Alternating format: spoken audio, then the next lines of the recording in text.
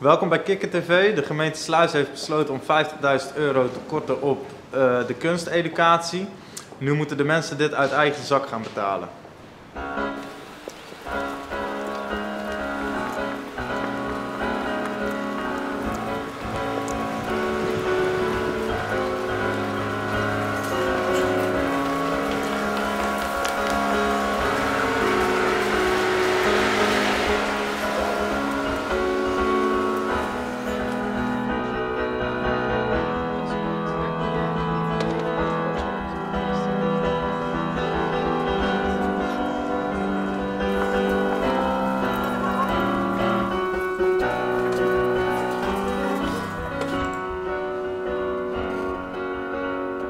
Eigenlijk hebben we in 2011 al een WMO, Wet Maatschappelijke Ondersteuning Beleidsplan, vastgesteld. Daarin hebben we aangegeven dat kunsteducatie voor ons niet een hoofddoel is als gemeente. Kunsteducatie zien we meer als beroepsvoorbereidend onderwijs en daar zijn we niet voor. Wij willen toch meer gaan investeren in amateuristische kunst en in de jongeren. De eerste vaststelling is dat ik het buitengewoon betreur dat de gemeente het besluit heeft genomen om de kunsteducatie in Sluis te beëindigen. Er zijn toch pak een beetje zo'n 300 cursisten, een kleine 300 cursisten die daar mee te maken krijgen. Wij willen toch meer gaan investeren in amateuristische kunst en in de jongeren.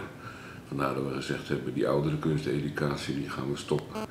Er zijn alternatieven voor. Men kan schoollokalen huren als iemand daar les wil geven. We hebben ook gezegd, we gaan dat niet in één keer doen. Dus er is een overgangsjaar geweest. Aan de andere kant gaat de Stichting Welzijn een makelaarssite oprichten, waar vraag en aanbod bij elkaar gebracht wordt. We zitten natuurlijk financieel redelijk zwaar weer, dus je moet je prioriteiten stellen. Maar eigenlijk zou dit zonder bezuinigingen ook onze wens zijn, omdat we vinden dat de gemeente daar niet voor opgericht is. De consequentie van het besluit van de gemeente Sluis is dat mensen moeten gaan reizen om elders in de omgeving, in de regio, kunst te gaan halen. Wij hebben daar in de aanloop naar het besluit van de gemeente Sluis uiteraard natuurlijk op gewezen. Sterker nog, het is een beetje merkwaardig als je een belangrijke taak over wil laten aan je buren. Ik vind dat de gemeente Sluis eigenlijk haar eigen verantwoordelijkheid heeft. Dat ook kunsteducatie een belangrijk onderdeel is van het dienstenpakket wat hier in de gemeente aanwezig zou moeten zijn.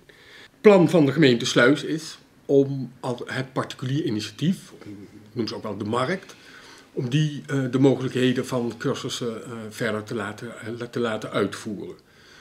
Om dat enigszins in beeld te krijgen, heeft de gemeente Sluis de stichting opdracht gegeven, wat zij dan noemen een marktplaats kunst en cultuur, waar wij gaan zoeken, wat is nou de vraag, wat willen mensen nou graag, en wie heeft hier in Sluis het aanbod, professionele kunstenaars, particulier initiatief, en die match kunnen wij gaan maken. De gemeente Sluis gaat ervan uit dat iedere burger zijn eigen verantwoordelijkheid heeft en ook zijn eigen kosten moet maken om gebruik te maken van allerlei voorzieningen.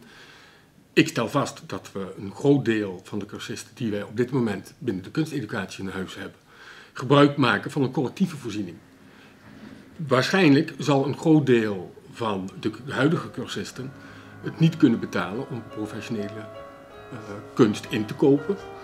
En ja, dat is dan toch een gemis.